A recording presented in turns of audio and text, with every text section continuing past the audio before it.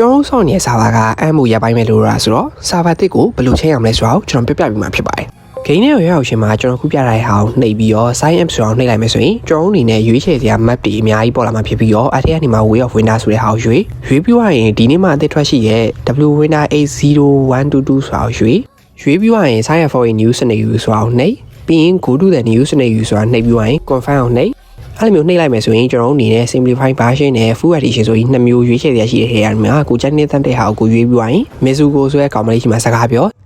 ပြီးသွားလို့ဒေါဆိုတဲ့ဟာကိုနှိပ်လိုက်မယ်ဆိုရင်ကျွန်တော်အနေနဲ့ class 3ခုကိုတွေ့မြင်မှာဖြစ်ပြီးတော့ကိုကြိုက်နေတဲ့ class တစ်ခုကိုရွေးပြီးွားရင် region နှစ်ခုဖြစ်တဲ့ Vina F Jaw နဲ့ Owner Standra နှစ်ခုထဲကနေမှကိုတွားကြတဲ့နေရာကိုတွားပြီးွားရင် backpack ဆိုတဲ့အထဲကိုဝင်ပြီးသွားရင် transit storage ဆိုတာနှိပ်ပြီးသွားရင်ကျွန်တော်တို့က withdraw all ဆိုတာနှိပ်လိုက်ပါပြီးသွားရင်ကျွန်တော်ခုပြထားတဲ့ inherent resource အထဲမှာ limit 2000တည်လို့ရမှာဖြစ်ပြီးတော့အဲ့ဒီ limit 2000အတွင်းမှာကိုကြိုက်နေတဲ့ဟာကိုတည်ပြီးွားရင် confirm ဆိုတာကိုနှိပ်အဲ့လိုမျိုးနှိပ်လိုက်မယ်ဆိုရင်ကျွန်တော်အနေနဲ့ကျွန်တော်တည်လာတဲ့ပစ္စည်းတွေကိုခုပြောင်းလာတဲ့ server မှာအသုံးချလို့ရမှာဖြစ်ပါတယ်အဲ့တော့အားလုံးပဲ one human game နဲ့မှာ server ဘယ်လိုပြောရမလဲဆိုတာဒီလောက်ပြီးထင်ပါတယ်အဲ့တော့အားလုံးပဲနောက်ပြီးမှပြန်တွေ့ပါမယ်အားလုံးပဲဘိုင်ဘိုင်ပါ